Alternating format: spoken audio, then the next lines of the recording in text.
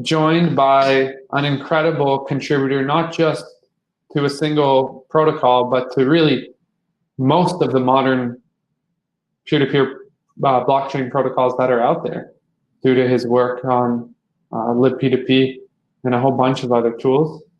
And we're excited to hear from him directly in a second. Raul Kripalani is a tech lead at Protocol Labs, and he's going to be speaking about TestGround, which is a platform for P2P and distributed systems at scale. Hey, Raul, how's it going? Oh, we can't hear you, unfortunately. Oh, there's some noise coming through, some static. It almost seems like the microphone is broken.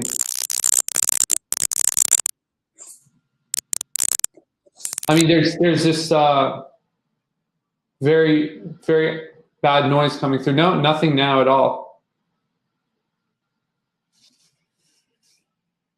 No, nothing yet. I'll let you know as soon as I do hear anything. How about that? Cool. Yeah, no rush. There's been a few technical issues today, and they're always expected.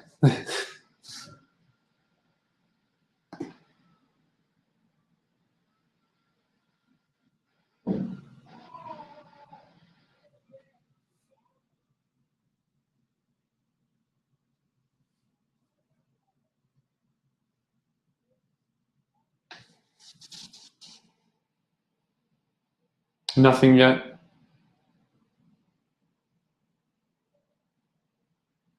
Yeah, it's better to throw all Apple products in the garbage anyway, right?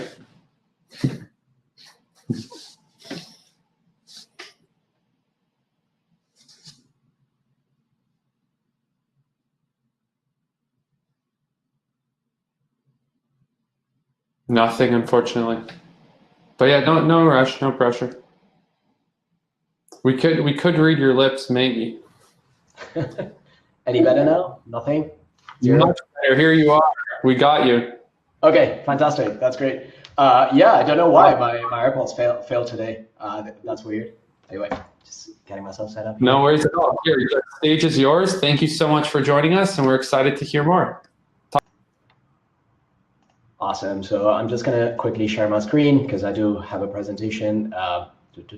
Block temporarily. What does this mean? All right. I think we're on now. All right. Okay. So thanks a lot for having me. It's great. It's great to be here. I mean, it's great that you organized this conference. ChainSafe is a great collaborator in all regards. I've worked with a bunch of ChainSafe people on a bunch of projects, and it's always been a great experience. So it's great to see CSCON 0, and I hope there are many more to come. And I hope that everybody is safe wherever you are in the world. Just take care of yourselves. All right, so today I want to cover TestGround. TestGround is a platform that we developed at Protocol Labs because we needed it, and we hope that a lot of people need it, and I think that a lot of people need this kind of testing. So and a lot of projects in the space. So what I'm going to cover today is, first of all, I'm going to talk about what is TestGround, of course. I'm going to talk about how IPFS, libp2p, Filecoin, and ResNet Lab, which stands for Resilient Networks Lab, which is a practice here at PL Research, Protocol Labs Research, how they're using TestGround and what kind of projects we were able to land, particularly in 2020, as we created TestGround to be able to work on those projects, to work on those protocol improvements that otherwise would have been impossible to ship. And how they achieve that. I'm also going to talk about how TestGround works. I think a lot of people here would be interested in knowing kind of like the details of that. I'm going to cover the basic concepts today. And I'm also going to talk about our roadmap, what's next for TestGround. And I'll leave some room for Q&As, so feel free to punch those in as they arise. Awesome, so let's start. What is TestGround? TestGround is a platform for testing, benchmarking, and simulating distributed and peer-to-peer systems at scale. It was born out of the IPFS and libp2p projects, but it is in no way restricted or dependent on IPFS and libby2b. There is like literally zero imports of IPFS and libby2b in TestGround. It was built from the ground up to be a completely independent project because we believe that a lot of projects in the space need the kind of reproducible testing and the kind of simulation that TestGround allows you to do. It's designed to be multilingual and it's runtime agnostic. And basically this means that you can write TestGround test plans in any language. The platform is able to deal with test plans written in any language. Right now we have an SDK for Go. There's work in progress for a JavaScript SDK, and we're really keen to see a Rust SDK and more SDKs in other languages. I'll talk about what the SDK is. It's a very lightweight component, so it's very easy to implement.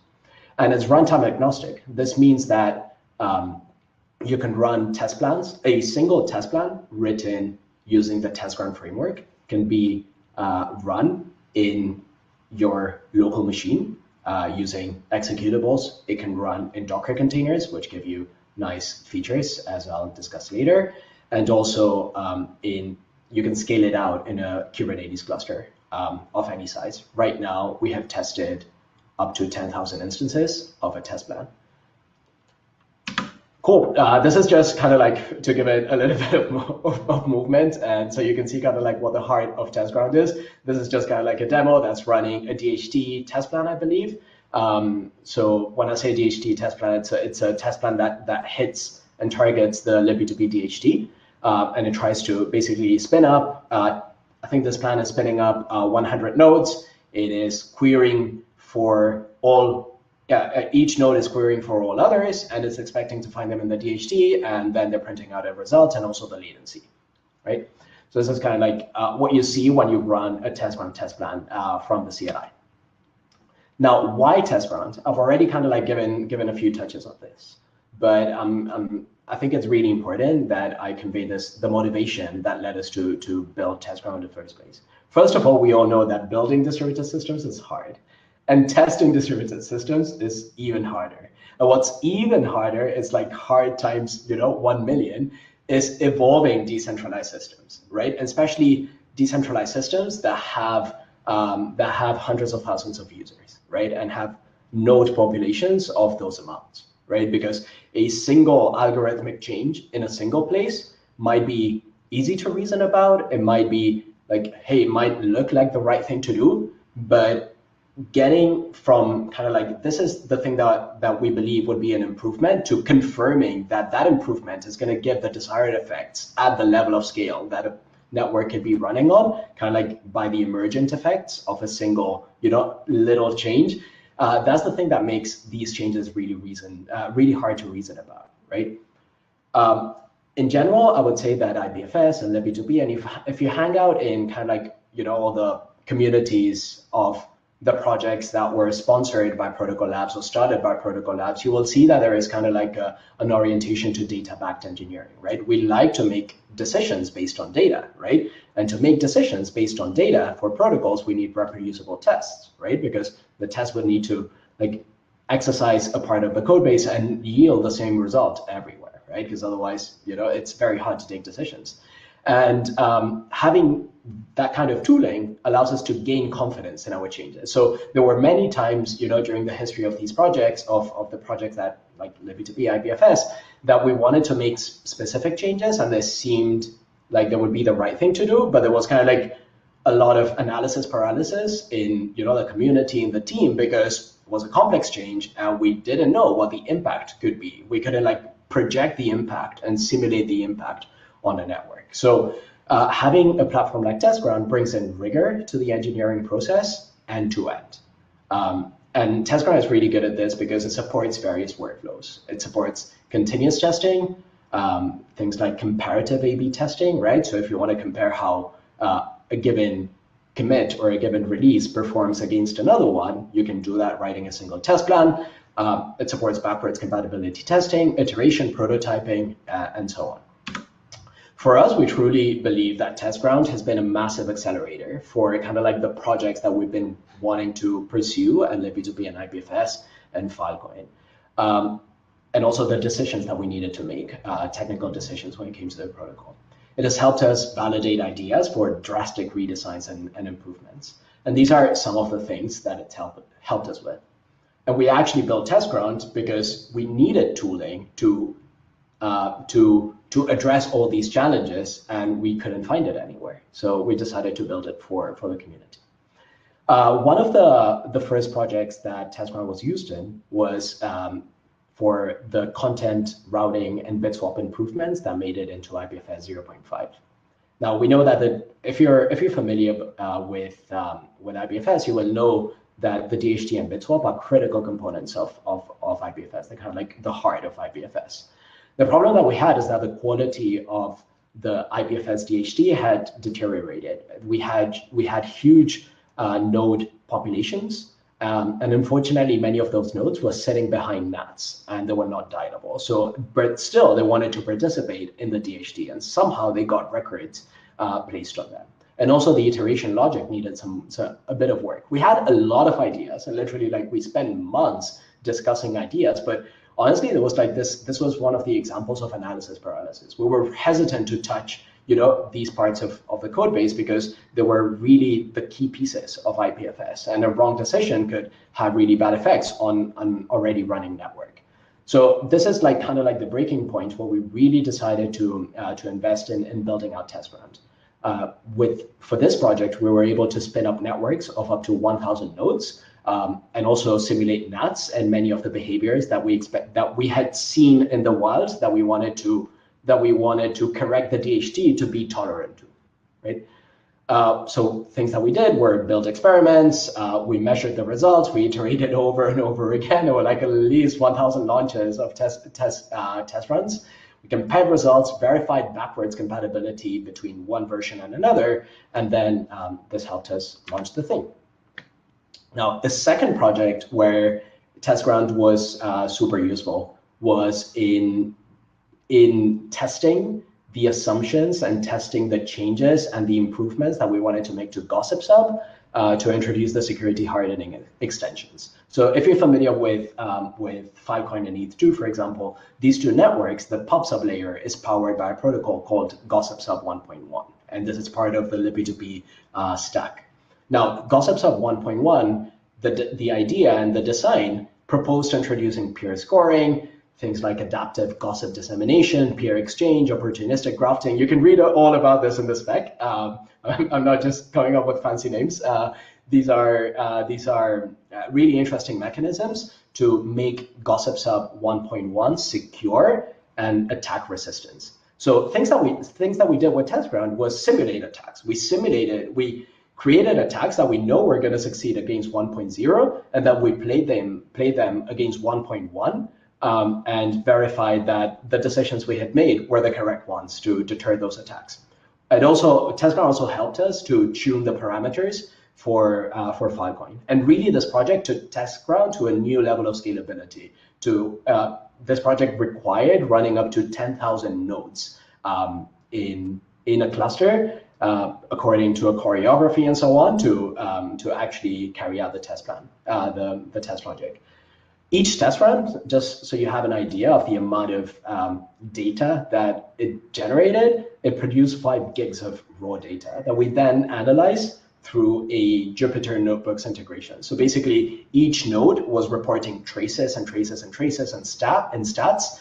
We ended up creating an integration with Jupyter Notebooks, which we want to. It's open source, but we want to integrate it into TestGround proper.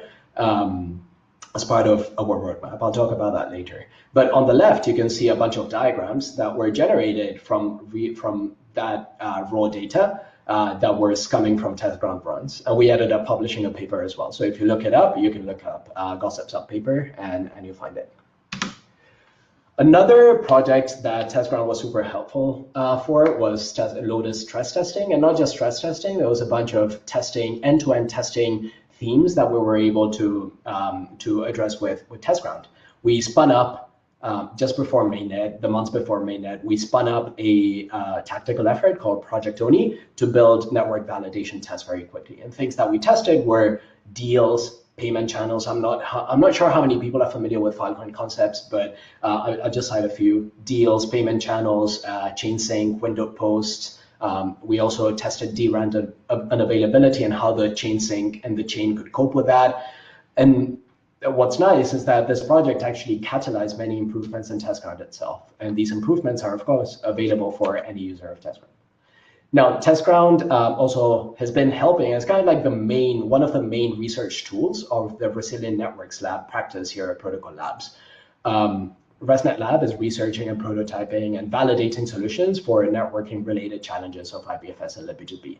And some of the recent efforts include testing stream compression algorithms and comparing them and benchmarking them, and especially their integration within IPFS, and also leveraging some metadata and the bitswap layer, which is kind of like, you can think of it as the data sharing layer of IPFS, the data transmission layer.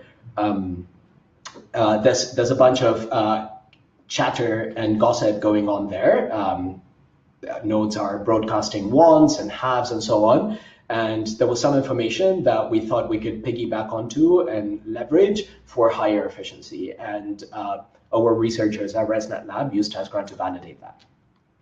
Now, enough about how Testground has been beneficial to the users that have been using it so far. And of course, to this list, there are other users like Query.io, for example. ETH2 has been experimenting with Testground itself, with Testground as well, and there's a bunch of other users as well. I don't know the use cases very well, that's why I haven't covered them, but it's definitely worth checking them out. Now, how does Testground proper work? So I'm gonna go through kind of like a series of 10 steps. This is not like a logical flow. It's kind of like, it's not the way that you would do things in practice, but it's a very nice logical flow to explain end-to-end how Testground works. First of all, the first thing I want to cover is the programming model. Now, with Testground, if you look at other testing efforts out there, they all focus on, okay, say we have Filecoin or an ETH2 client or something else. I'm gonna, like, those testing efforts, those platforms tend to focus on, let's deploy 1,000 copies of the daemon itself, and then let's puppeteer it from a script, right? That is hitting the daemons in a particular order, that is calling specific methods, that is changing settings, and so on. The problem with that is that you're hitting the code that you want to test from the outside, and the flexibility that you get with that approach is very, very little, and it's quite brittle. With Testground, you're actually testing against you're hitting the local APIs of the program or the application under test. So literally, it's almost as if you're sitting inside. You're not remote controlling from the outside. And this is pretty cool because it gives you the ability to tweak and fine tune parameters. And it doesn't, with the other approach, you would have to like expose every single thing that you wanted to configure in a test via an API, right? And that is very cumbersome. It's not safe. It doesn't yield very good velocity. With Testground, tests that are written for Testground tend to look like unit tests. They feel very natural. Now, on top of kind of like this unit test, what you do is you overlay some coordination logic, right? And you coordinate instances via a Redis-backed sync service API. It's super simple, very simple. It has two primitives essentially that unlock a lot of distributed coordination patterns that you can build, like atomic sequences, locks, and sharding, and leader election, and a bunch of things, right? So basically, you have built your test plan, you have built the logic of the test plan, and now you want to wait at specific places for certain instances to do something, or you want to share data. Like, for example, in a libby2b test plan, you could start a libby2b host, and then you want to share the multi-address, for example, the listening addresses, so that other peers can connect to you. All this is what the coordination and sync service is meant to do. Now, these two things give rise to the programming model of Testground, which is essentially test plans are a distributed state machine. So there is no special conductor instance that is telling all other instances what to do. The choreography emerges from itself via this distributed coordination idea. This makes plans extremely robust and reproducible, and especially not subject to a single point of failure, right? The coordinator. So it's almost like your entire test plan is a distributed state machine. Now, something that you can do within test plans is setting network traffic shaping policies. So this is super important for testing protocols, right? You want to be able to test as different network configurations, and you want to be able to test latencies, jitter, corruption, packet loss, whether a peer is connected and disconnected, intermittent connections. Like all these things are pretty important to test the robustness of a protocol, right? And of the implementation of that protocol. So this is a first-class citizen in TestGround, and the API. All the examples that I'm posting, that I'm kind of like capturing here in these screenshots, are Go examples. But we're working on, the community is working on a JS SDK, and of course, if you want to work on a Rust SDK or something like that, just get in touch. Of course, network traffic shaping policies can change during the test. So if you combine this with a choreography aspect, it gives rise to a very powerful combination where nodes can coordinate to change their network configuration or to change their network behavior, right? The network link, the characteristics and the quality of service of the network link. So you can simulate things like, for example, a given node having a brittle connection going and coming, having a very high variance of latency and things like that. And you can coordinate how those things change across the cohort of instances via the sync service.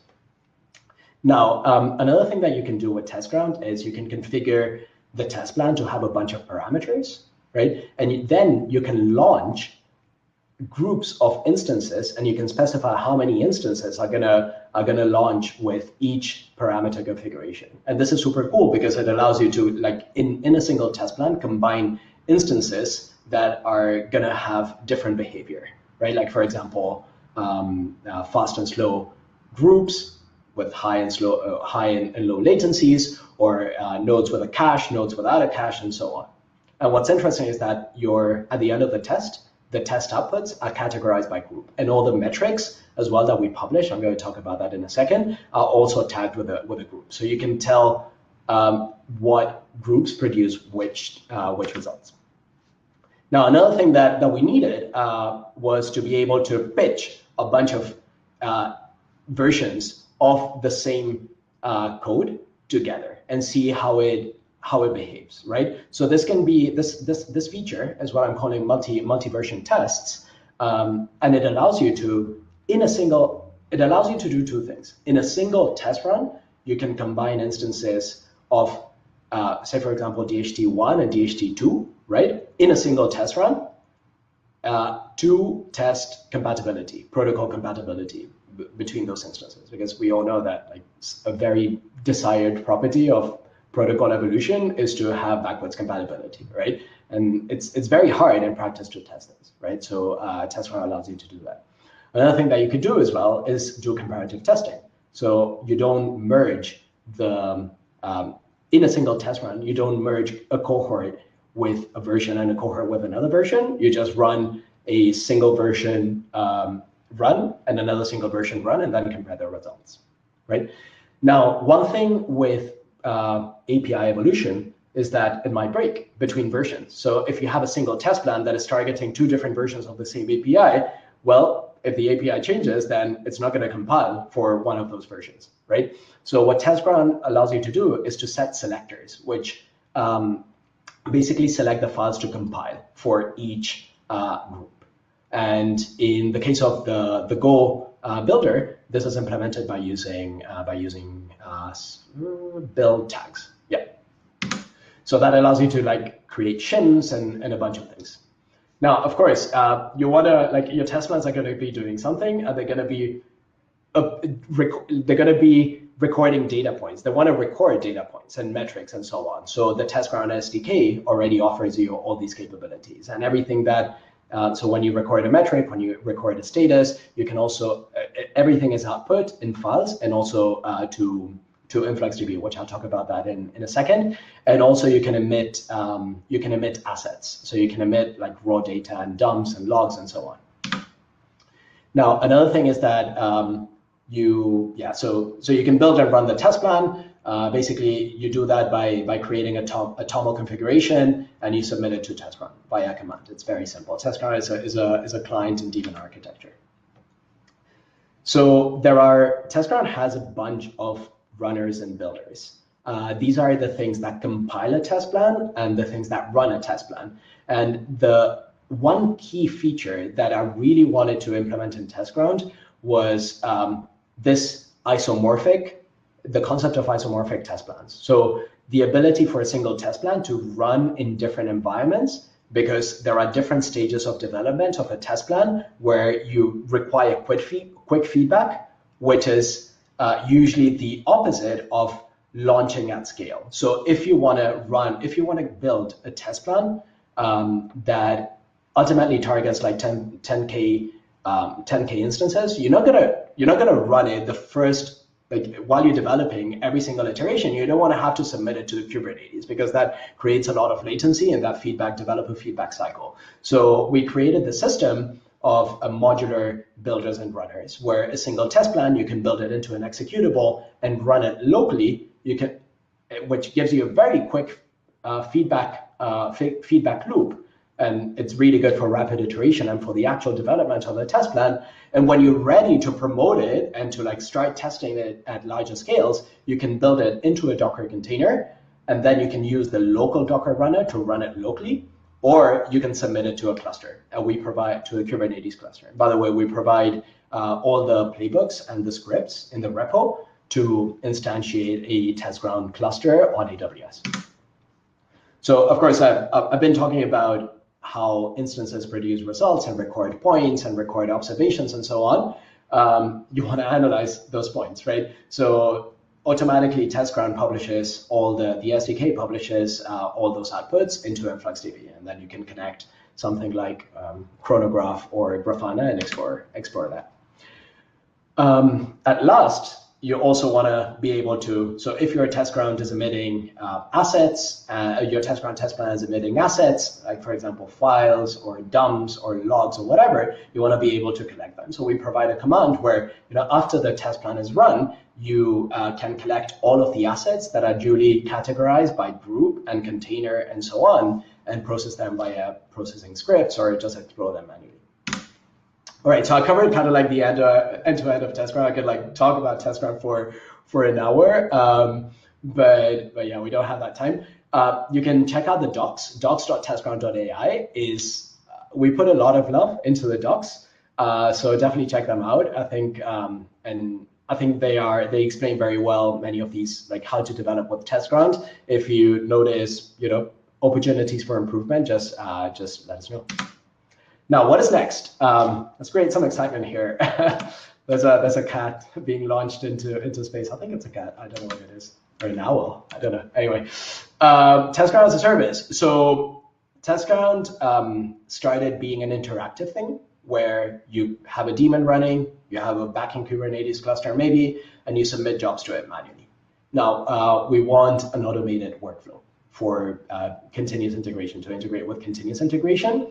And also because it allows us it's this really nice place where you could archive the history of a test plan and all the runs it has, associating it with a branch, with a commit, with a bunch of things, and then you can explore the evolution of that part of the code base as measured by the test plan, right? So this is really nice to have because it allows you to detect regressions and improvements very quickly, right? So if you have, like, our holy grail is to have basically, this is kind of like the initial vision of TestGround, right? And we've had to lay every brick before we could get to the ceiling, get to the roof. This is kind of the place where we wanted to reach, which is we want to have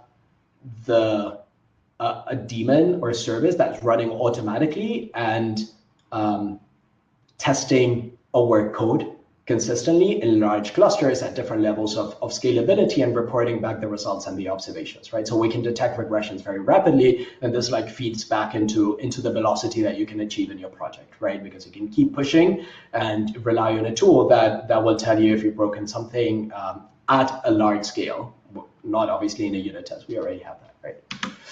All right, and as I said earlier, one of the projects, which was the Gossip Sub project, developed an integration between TestGround and Jupyter Notebooks, which allows you to basically set all the configuration parameters for a test plan, launch it to TestGround, and then get the results and analyze them. It's kind of like this unified workbench, which is pretty cool.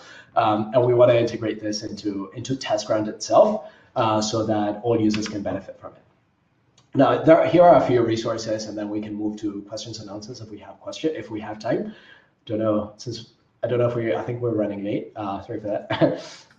We have time, and we're gonna go to the top 2 questions. So yeah, please keep going. Awesome. Yeah. So I'll just wrap up here with kind of like some resources.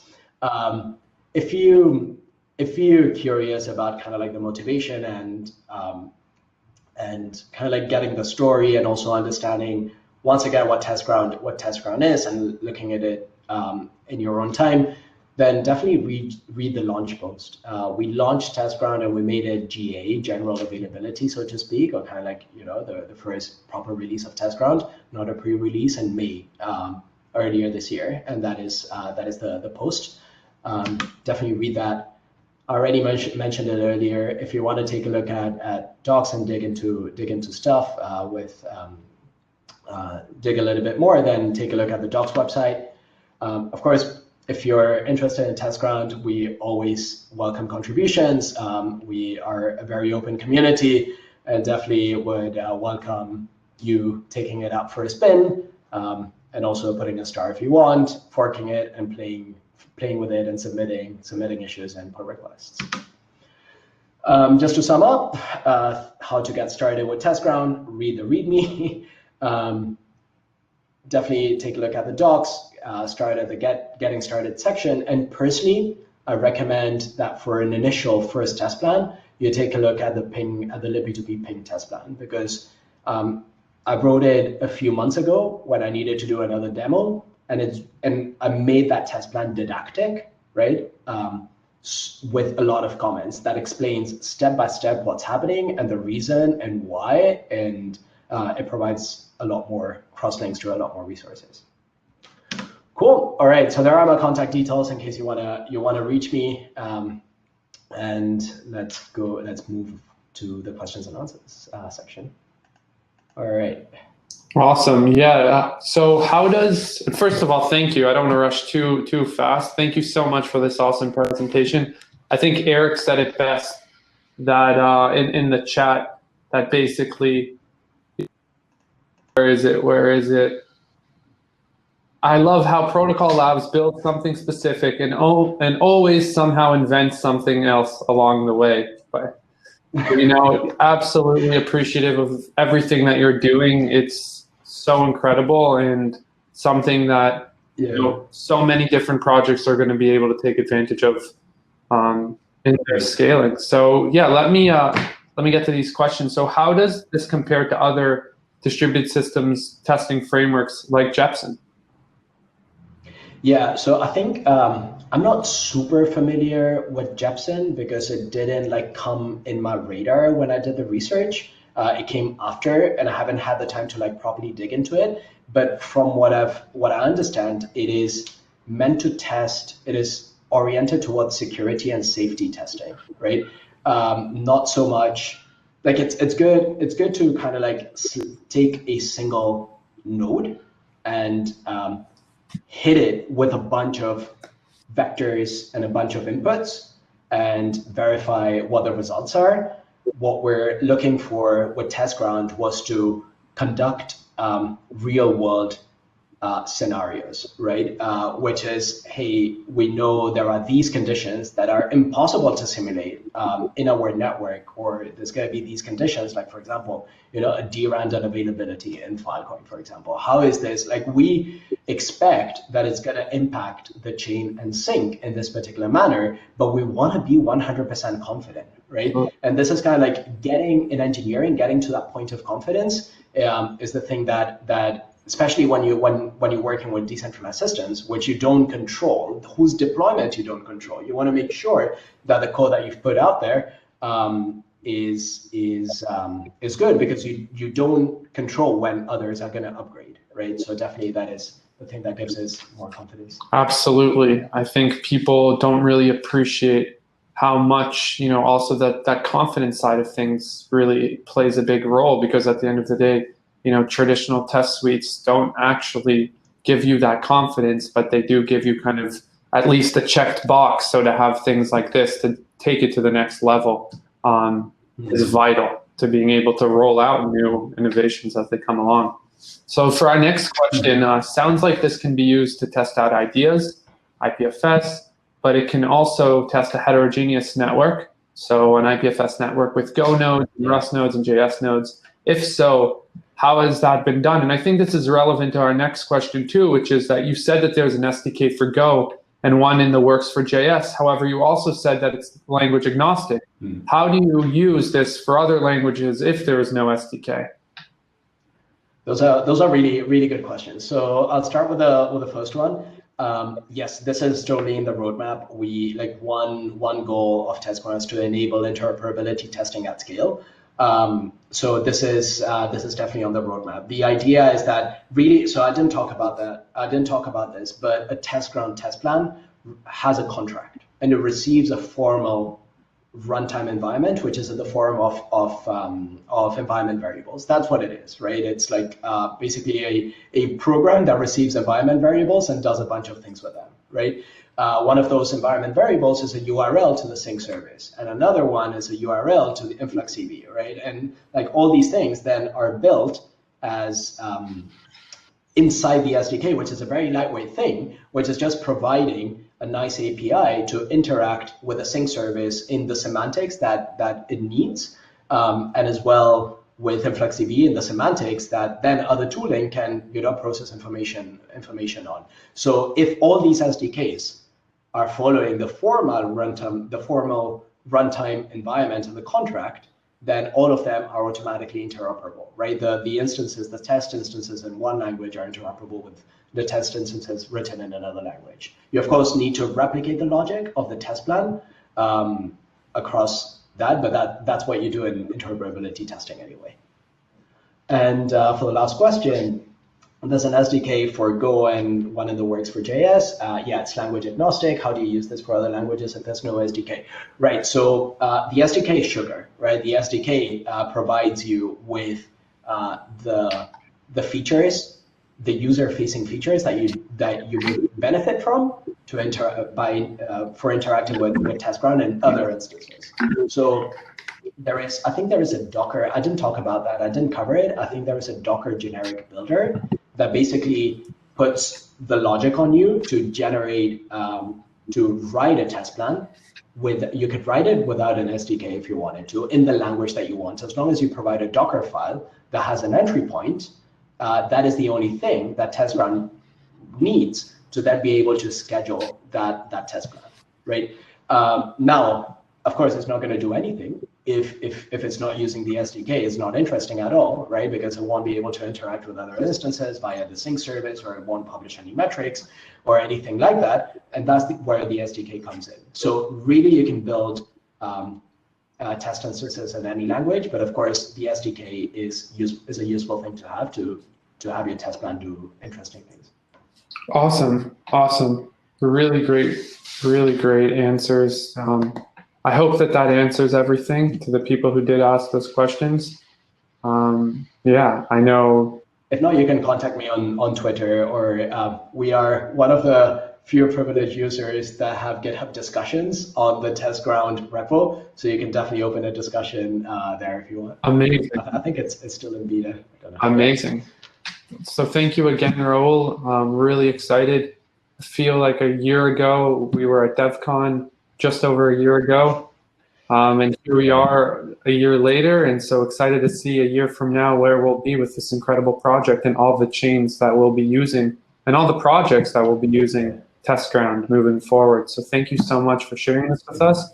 To all those on YouTube listening, please do check it out and share this with your friends, because it's incredible work that's being done by our friends at Protocol Labs. So thank you so much for joining us, and we're really excited to follow up with how everything goes. Thanks a lot for having me, and great work. See ya. Bye, Raul. Thanks again.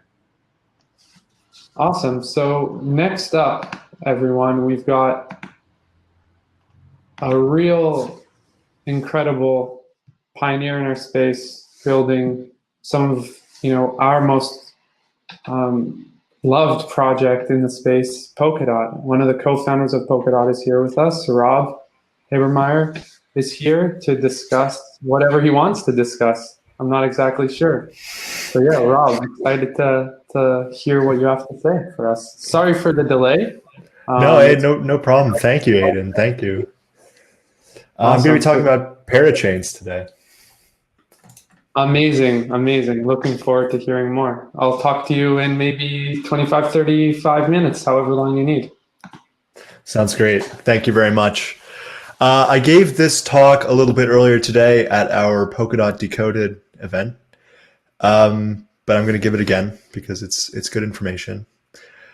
Make sure it's coming through okay. So this is going to be all about parachains and how we're implementing them, what they are, what you can do with them. We're excited to be working with ChainSafe to implement Polkadot as well. ChainSafe is doing an alternative implementation. I'll be touching on that topic as well shortly. So a little bit about me. I'm one of the co-founders of Polkadot. I've been with the project since before day one. So really thinking about Polkadot and about Parachains as a tool for scaling since mid 2016.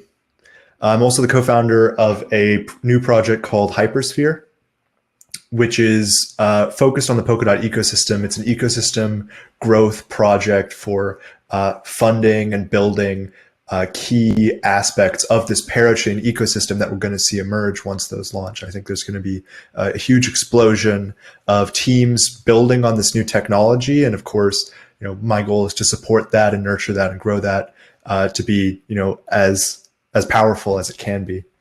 Let's start really high level, treating parachains as a disruption. So I want to zoom out even from just the world of blockchain and sort of reorient ourselves where we are trying to get, what our goals are philosophically. So our end goal as Polkadot is to help people organize better, to be better coordinated, to get fair deals, and to bring more markets onto the internet. That's what the blockchain space is really about. And I think it's why each one of us is here today in one way or another. I think that reason is going to present itself differently to each of us. But at the core, it's this belief that things can be different, that institutions are incredibly complicated. Social media is incredibly complicated. The world of finance is incredibly complicated. Politics are incredibly complicated. And there's no ledger, there's no record, there's no transparency. It's so easy to be taken advantage of by unfair power dynamics. And that's what we're seeking to alleviate. It's really easy to get lost in the details of all the complexity, and with technology doing what it's done over the last couple of centuries, like, it just blows up, and the amount of surface area that we have to contend with is incredible, and it's overwhelming. We can't work with that. So we need to make things simpler. We need to allow people to transact more fairly and expressively, to really look after what is truly important to them, how they plan for their future or their family, or how they work in a productive way and are fairly compensated for their time, skills, and labor. So that's where we're coming from. I want to briefly talk about parachains being the realization of the last decade of blockchain development. Technologically and philosophically. We've been building blockchain clients and nodes for the better part of 5 years now. Before that, there were about 7 years of Bitcoin development. I'd say 5 years of heavy Bitcoin development. So that's the second half of the Bitcoin era. We've spent building this expertise, cultivating this expertise, and figuring out the tools that we have at our disposal, as well as what we want to achieve. And that has culminated in parachains. We're going to see this changing how we use the internet. We're already seeing this to a small extent on Ethereum, and there are scaling challenges that we're attempting to break through. But I want to break it down into 4 key categories. We're going to see new means of transaction. So new means of exchange, payment, finance, savings, of ownership. We're seeing that to a large extent already. Building to a lesser extent, but it's happening. We're going to see new business models, entrepreneurs, funding mechanisms. We're going to see new ways for people to organize from micro to macro scales. So humans coming together from disparate locations with a shared purpose.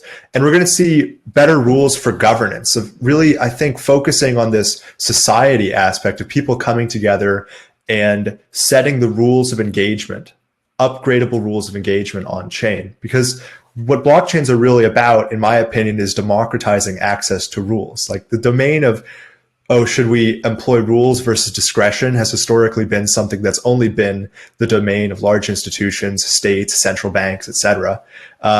Whereas now that question is something that we can apply at a much smaller scale. And I think it's a trade-off certainly worth exploring. I have this diagram here to represent, it's a terribly complicated diagram, I know. We clearly spent a lot of time on it.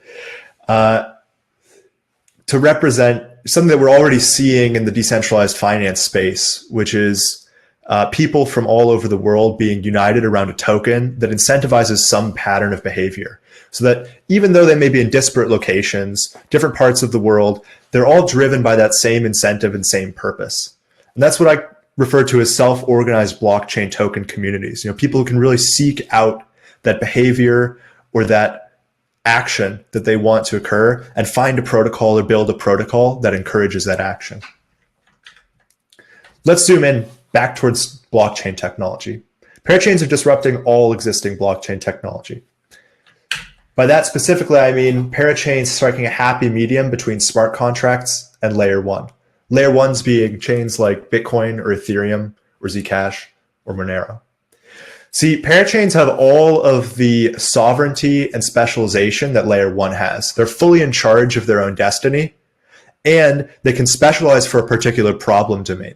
They've got a lot of tools at their disposal. It's common in engineering that when you're solving a difficult problem, you want to be able to specialize your tools, specialize your mode of computation, your data structures, your algorithms for what you're specifically doing. That's really difficult to do in smart contracts. However, when you're building a layer 1 blockchain, one of the main challenges is to gather security. So parachains have the same property of inherited security that smart contracts do, where they get all of their security from the chain that they're attached to. In this case, the relay chain. That's DOT or Kusama. Let's focus on the smart contracts aspect. Smart contracting platforms are too general for most use cases. You know, technically they're something that's called Turing complete, which means that, you know, if you had unlimited time, you could emulate the entire universe within typical smart contracting platform. However, in practice, you pay gas for the amount of computation that you use. And well, building with a smart contracting platform can often feel like doing construction out of sand. The operations that you have at your disposal are extremely fine-grained. You pay for every single grain of sand that you use, and you have to stop and count each one. It's tedious and it's expensive on the gas side of things. So what parachains are about is allowing people to specify their building blocks, zoom in on their problem domain, and build the solution that fits without paying gas fees for every tiny step in the middle. Another way that sets parachains apart from smart contracts is that they're proactive, not just reactive. So what I mean by that is that smart contracts are event-driven. They don't do anything until somebody wakes them up. So, you know, you can't say, oh, the smart contract is going to do this in 10 blocks or 10 blocks after. You have to have an incentive scheme where like, okay, somebody gets paid to call the smart contract in 10 minutes or in an hour. When you're building a freestanding blockchain, you have that control. You can say, okay, every 10 blocks, the state transition is programmed to do this. It's going to send out a broadcast. It's going to issue new tokens, something like that. So that proactivity is an incredibly powerful tool for developers. And I think one of the main ways that this manifests is that you can implement smart contracts on a blockchain, right? We've seen that done many times, but you can't really implement a blockchain on smart contracts. So let's look at layer 1 blockchains. I think the main issue that we have with the ecosystem of layer 1 blockchains is that everything is very disparate. You've got a bunch of chains that are kind of trying to do everything and be everything. So they're very general. They're loaded up with many different kinds of transactions. And the result is that you run into the scaling barriers really quickly. So our ideal ecosystem is one where you have a bunch of different blockchains that each do something specific.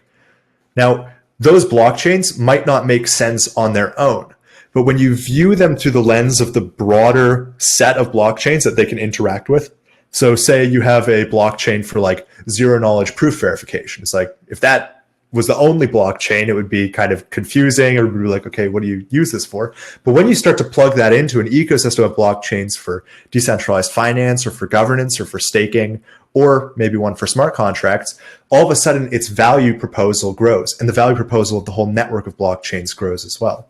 So that's what layer 1 blockchains really don't have at their advantage. You want these blockchains to be able to quickly and easily and cheaply interact with other chains so you can build that network effect of applications. One of the difficulties of building a layer 1 blockchain is, as I mentioned before, gathering a secure validator or miner set. You have to get this community, stakers, miners, to protect you against threats, because our security is only defined in an economic model where everything has a price. And if you're competing with all of these other layer 1s for security resources, the price to 51% attack your blockchain might actually be pretty low. So the idea with Parachains is that all of them can come together and share the same validator set and thus share the security. They don't compete with each other for security, and thus the whole system is secure. The way that you can think about it is that you can't 51% attack a single parachain. You have to 51% attack all of them at the same time. And that makes them more secure. Let's dive deeper into the technology. So parachains are the execution core of Polkadot. This is where all of the actual code, transactions of various different kinds, decentralized applications is actually going to live. All the stuff that happens on the relay chain, that main chain that provides consensus, is really about sort of enabling that execution to happen one layer down at the parachain level. So the information that you need to know about parachains to understand this talk is that you have a relay chain. So in practice, that's say Kusama or Polkadot, that is providing consensus for all of the registered parachains. And those are going to be registered via auctions or perhaps via governance in the case of common good parachains. They advance in lockstep. So you can think of it as all of the parachains having blocks at the same time. There's not parachain A that's having a block and then parachain B that's having a block 2 seconds later. They all have blocks at the same time. And if there's a chain fork, a temporary fork due to consensus, network split or something like that, all those things that just happen during normal operation of a decentralized consensus algorithm, they're going to kind of roll back together and then re-advance together. Some of those parachains might implement bridges to and from other layer 1 blockchains. I'll go more into that later, but the idea is that the Polkadot ecosystem isn't self-contained. We want to be able to interact with those other blockchains like Bitcoin, Ethereum, and Zcash because there's still a lot of useful work happening on there, huge communities that we want to be able to interoperate with. And you might have heard the term sharding thrown around with respect to blockchains, the idea of splitting out all of the work that the blockchain does into many chains to spread the load, and then having those chains sort of work together. So that is, in fact, what Polkadot is. Polkadot is a form of sharding, but typically when you hear about sharding, it's referring to a homogeneous set of chains where all of those chains do exactly the same thing and have the same state transition function. In Polkadot's case, the sharding is heterogeneous. Each of those chains defines its own rules, its own business logic, its own means of transaction, or even whether it has transactions. Now, parathreads are a special innovation on top of parachains. Now, there's a certain amount of parachain slots that are going to exist. This doesn't scale infinitely. It's a scaling solution, but it doesn't go forever. There's going to be, say, X parachain slots. And the idea is that each one of those slots is going to be used to produce a parachain block once every 6 seconds. Now, if you have a parachain, that means that you kind of own a parachain slot or lease a parachain slot, and you have the right to author a block once every 6 seconds. However, many use cases, for example, a weather chain or a governance chain or some kind of notification chain, they don't need to author blocks once every 6 seconds, and it would be wasteful for the slot to be leased but unused during that amount of time. It's also cheaper for the users if they only need to pay for those blocks that they actually author. So enter parathreads. The idea behind parathreads is that we're going to reserve some amount of parachain slots to be used to multiplex many parathreads. So you might have, let's say, 20 parathread slots, and there might be 20,000 registered parathreads that are all pay-as-you-go parachains. So if you need to author a block once every hour, a few times a day, once a week, that's just going to use one of those dedicated parathread multiplexing slots as you go. So this is going to serve as a much easier onboarding ramp for newer projects as well, who can't commit yet to acquiring a full lease on a parachain slot. And the thing is that you can actually swap from a parathread to a full-on parachain or vice versa. So here's a diagram showing all of the different components of the relay chain Polkadot parachain. So we have the relay chain at the center. This is sort of a snapshot in time.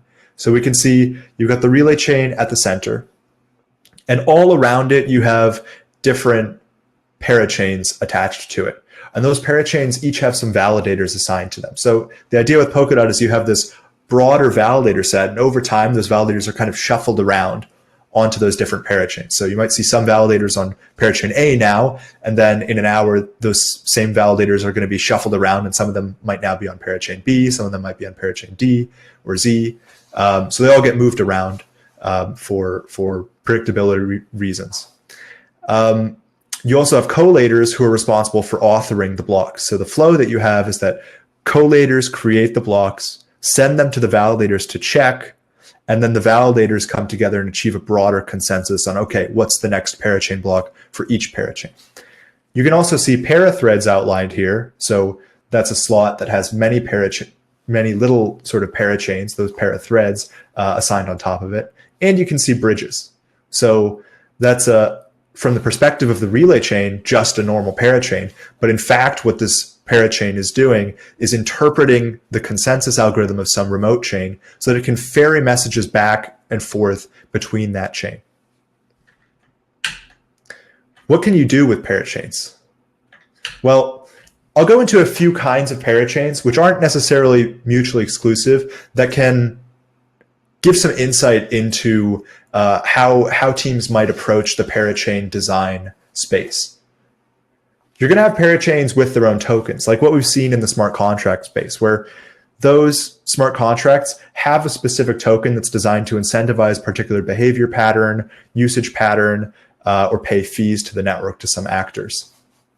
So many parachains will have their own token. They're going to be used to pay for collators or even accumulate relay chain tokens, so DOT or Kusama, and also denominate fees in the network. One of the downsides of having a lot of tokens floating around is that users have to deal with a lot of tokens. I think at some point we're going to have really, really good decentralized exchange, some kind of like ZK snark powered magic that just makes stuff happen instantly and fairly and cheaply, so that you only really have to worry about one token. It automatically gets transmuted here and there. But realistically, we're not there yet. And it is easier for common good style chains to not have their own tokens. So that's things like, let's say, working with smart contracts or doing balance transfers, interacting with governance, doing staking, maybe an interest rate platform or something like that. Those parachains don't necessarily need their own token. And that makes it easier for the users to deal with because they only have to own the one native token. We're going to see chains, and I've alluded to this a few times already, that are specialized for a particular use case or application that would be difficult or heavy to implement as a smart contract with low fees. And I think those are going to be things like oracles, identity, file storage, or zero-knowledge proof verification, as I mentioned before.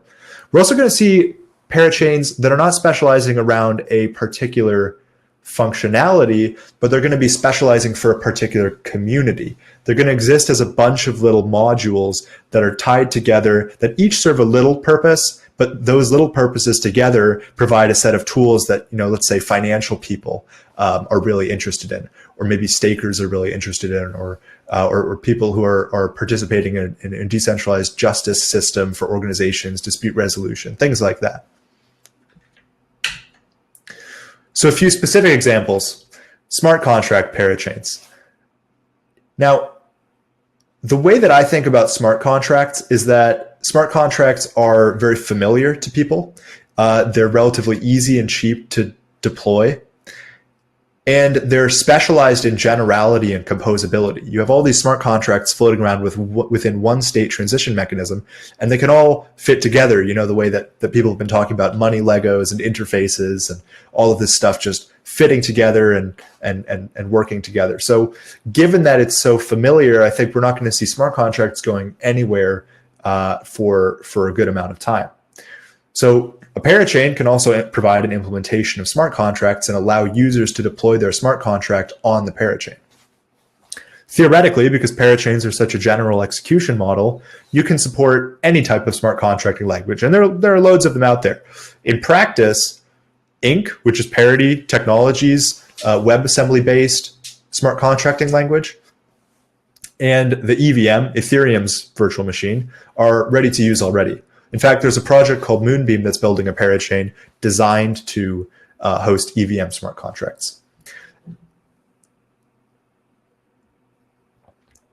One of the nice things about having the EVM is that it's going to enable those developers who are familiar with the EVM stack and have worked in the Ethereum space already to bridge over to the Polkadot ecosystem without having to learn a new skill set.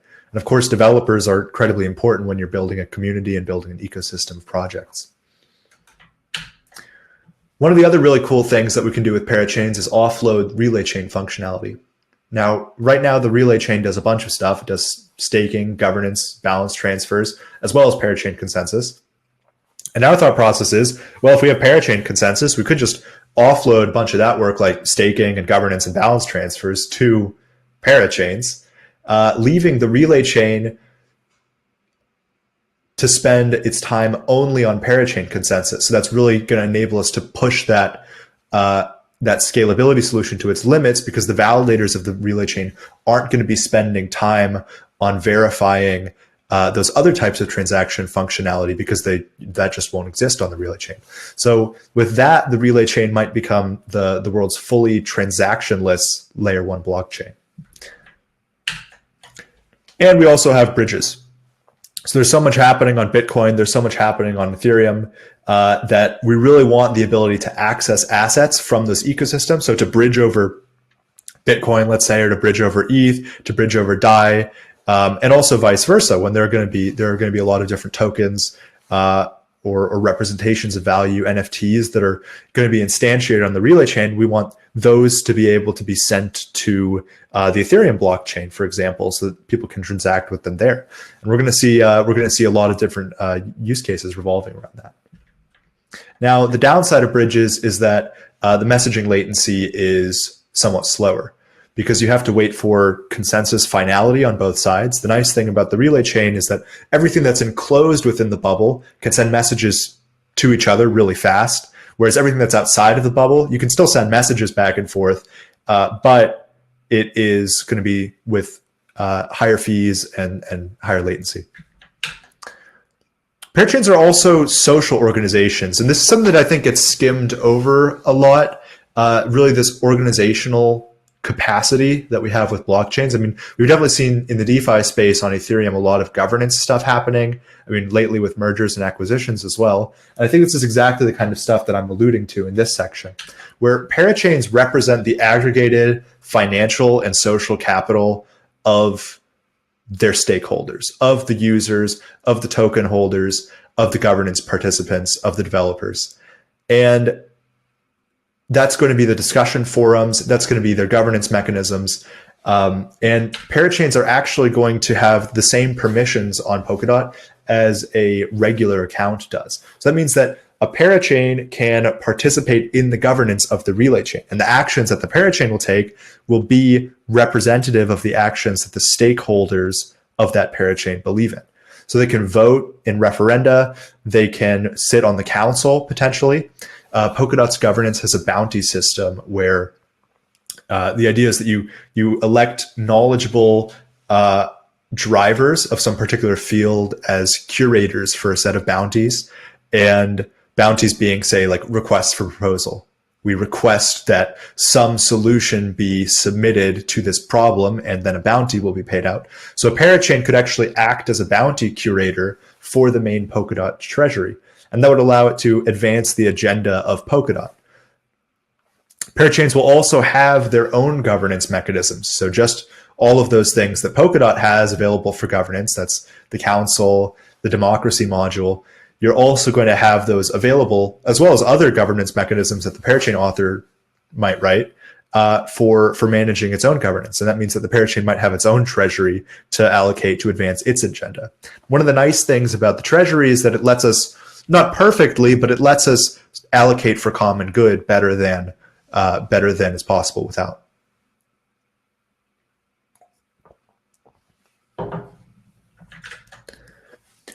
And the way that I've been thinking about it lately is that parachains are digital nation states, and Polkadot is enabling those parachains, those developer teams, the stakeholders, to form unions and exercise comparative advantage to the fullest. So that's each parachain really finding its niche in the market and finding its imports, inbound messages, and exports, outbound messages that really serve the market best and enable it to extract maximum value and create maximum value.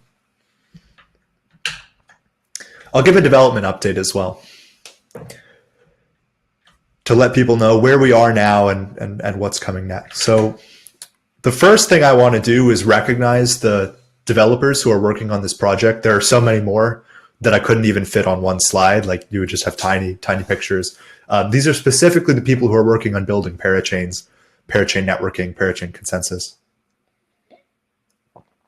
And these people are on GitHub. You can check them out. Their GitHub usernames are there. You can see they're committing code day in, day out to really make this happen.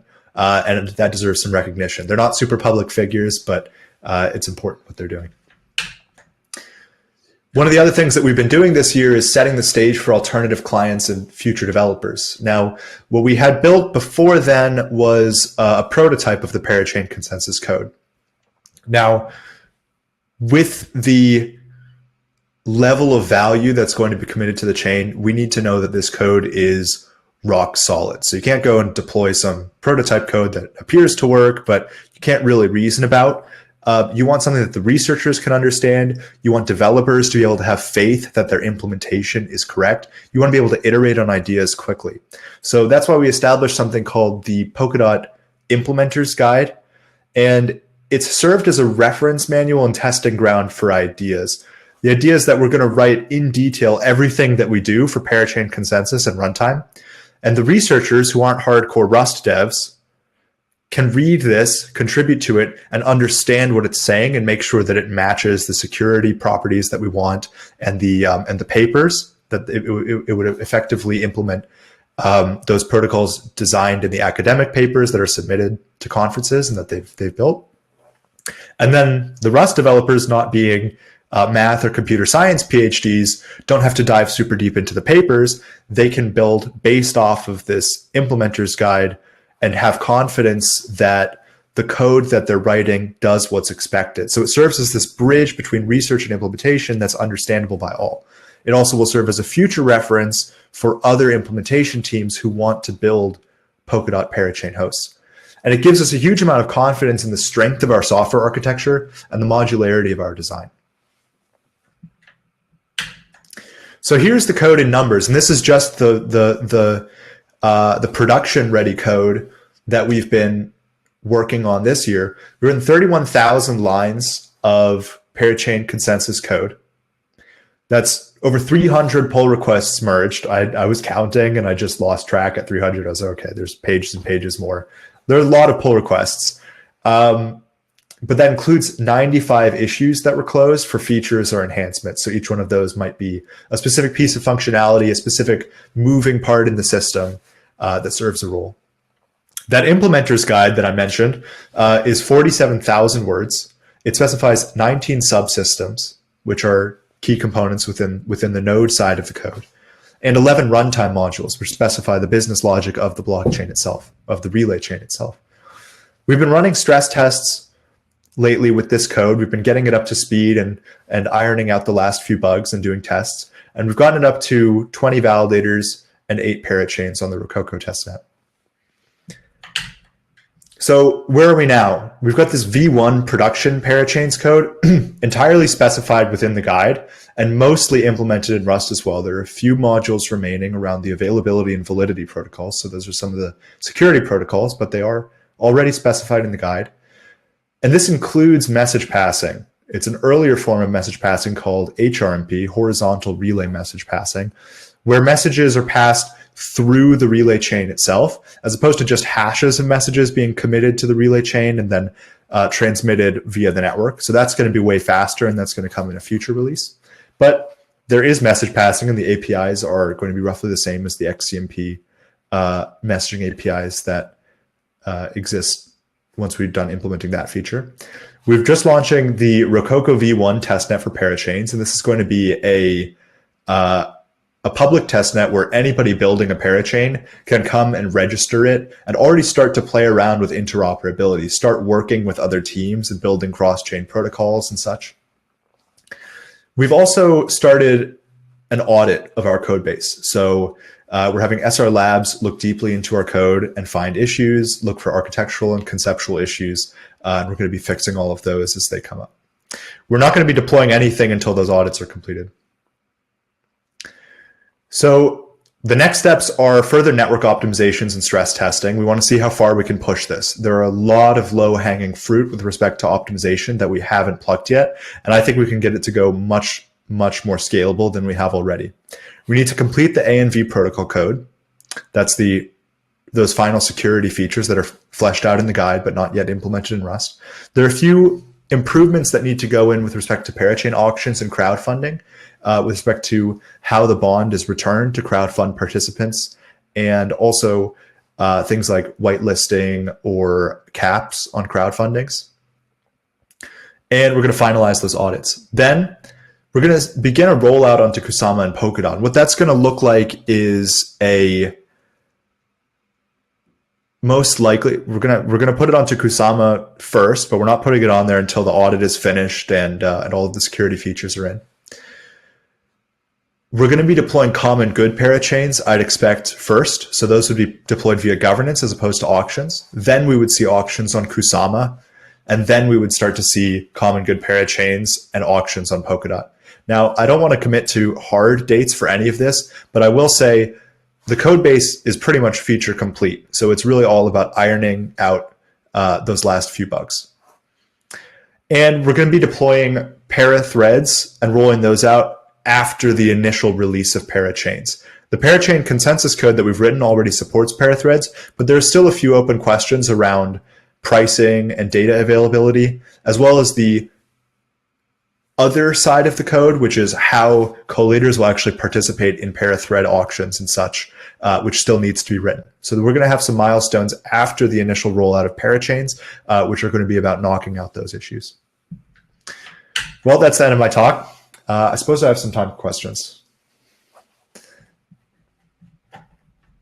Yeah, that would be great. Thank you so much for that incredible talk. I really appreciate, just how you covered everything that we need to know and people need to know in general.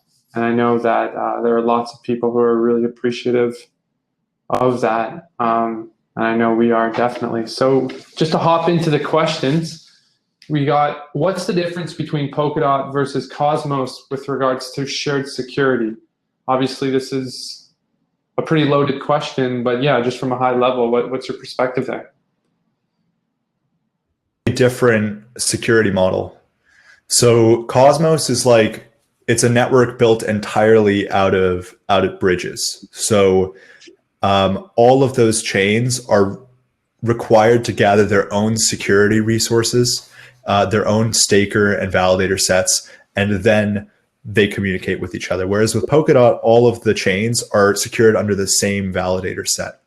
Now there is talk in Cosmos of like, okay, well, couldn't a validator just run as a validator on all of those parachains or all of those different zones?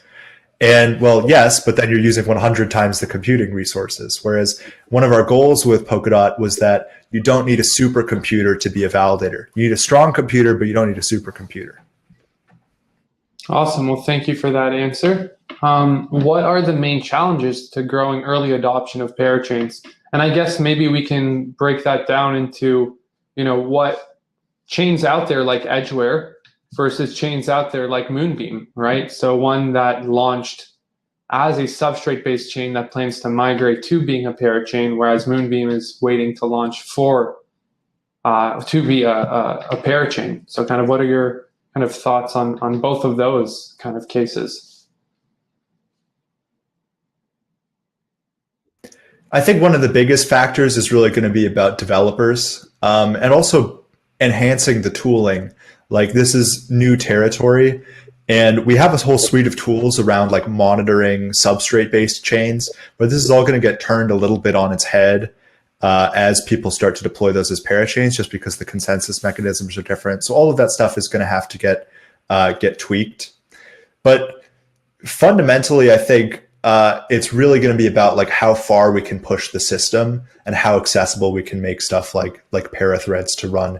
Really, a lot of those challenges are going to come at the higher levels beyond the consensus mechanisms of Polkadot, but more in the vein of like the developer tools that we give to teams to make sure that they have a lot of flexibility in terms of how blocks are authored, how their fee structures work, so they can really map it onto their problem domain. Absolutely. And this next question is, you've kind of highlighted a bunch of different examples, but I guess this is within a given time frame. So what kind of parachains do you expect to see over the next year? Where is the most opportunity for new parachains? And can you give specific examples? Yeah. Well, a lot can happen in a year. But right now, I'm expecting to see parachains like Akala and Moonbeam. So Akala is one of the foremost parachains. They're going to be a hub for DeFi. They're going to be, we've learned a lot about the DeFi space over the last few months or the last year in Ethereum. And those tools like stablecoin and DEX, borrow, lend, all of that is going to be all bundled up into one hub chain. I think, of course, the open finance thing is one of the first immediately available use cases that is easier to develop because it concerns only assets that exist within the blockchain. Like I see there's sort of three layers. First, you have assets within the blockchain, then you have assets that are digital but outside of the blockchain, and then you have real world objects. So there are some chains experimenting with the real world objects front, which is, say, the nodal network, which I think is very interesting about incentivizing users to run Internet of Things devices and via special RFID chips. I don't know if that's really going to be user ready in a year, but I think, maybe not much longer than that. And then sort of in that middle ground, I really think that file storage is going to be valid. Like I'd really like, I think that the narrative of open finance has somewhat overwhelmed the narrative of let's build a decentralized AWS, let's build decentralized websites and user-facing applications, social media, et cetera. So I think expanding out into that second layer of assets that are digital but not within the blockchain themselves, so that's going to be your file storage, oracleization, decentralized computation, stuff like that. That's going to be probably a big area to target over the next year. 100%. And we're seeing that with a bunch of projects that are really becoming vital to a lot of, the core decentralization aspects of things that then are anchored on traditional blockchains or now parachains. So for our next question, can a parachain be a relay chain, and how feasible would that be? And I guess kind of knowing the answer to this is more, what is the time frame that we're looking at for something like that? Yeah. Well, Aiden, you know the answer. I'm going to say it anyway. That is something that we've considered, and that's the category of solutions that we're considering as Polkadot 2.0, which is this idea of like a a deeper tree of parachains and relay chains. So right now we have like a tree with depth 1 where there's just like one relay chain that has a bunch of parachains.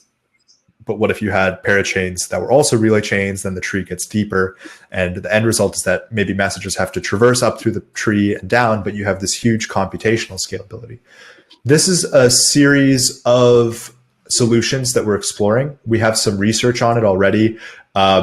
We have already a bound, which shows that we can get scalability improvements once you have around, I think 5,000 or 10,000 validators, but we want to start paring that down a lot further to see if we can come up with protocols where you can already get scalability improvements at, say, 100 or 500 validators, which are around the amounts of validators that we have on the Polkadot and Kusama networks, respectively.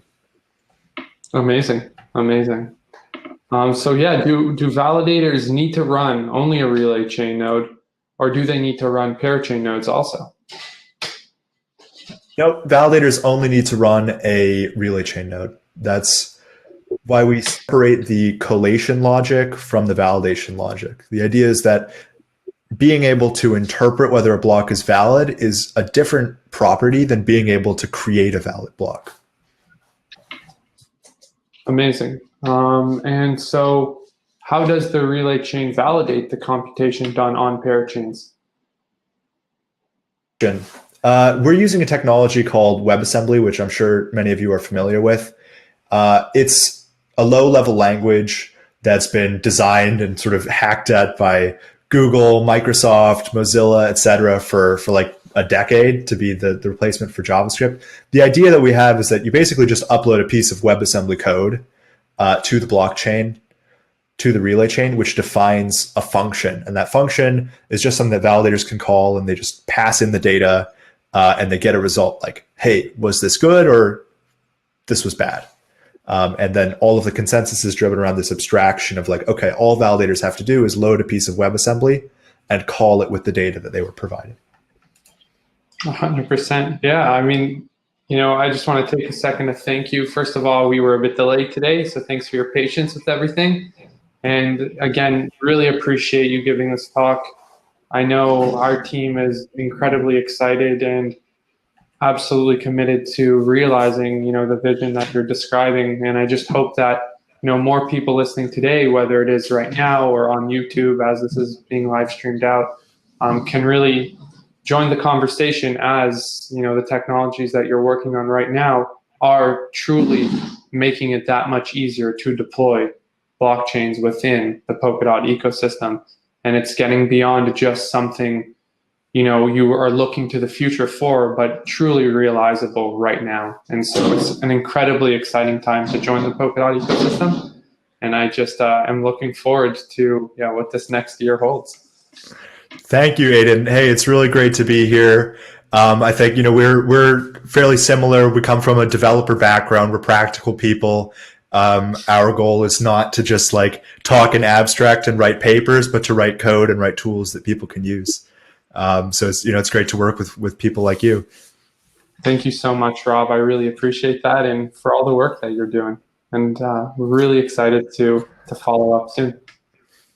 Okay, thank you. I got to run, but really great to be here. Thank you so much, Rob. Have a great evening. You too. Bye. Bye-bye. Cool. So that was an incredible back-to-back conversation. First we had Raul and then Rob. Absolutely exciting stuff on both fronts. And we're just excited to have our last 3 speakers in 2 slots that will be joining us after a short 2-minute break. So we'll be back on in just a couple minutes. And so hopefully we'll see you all soon.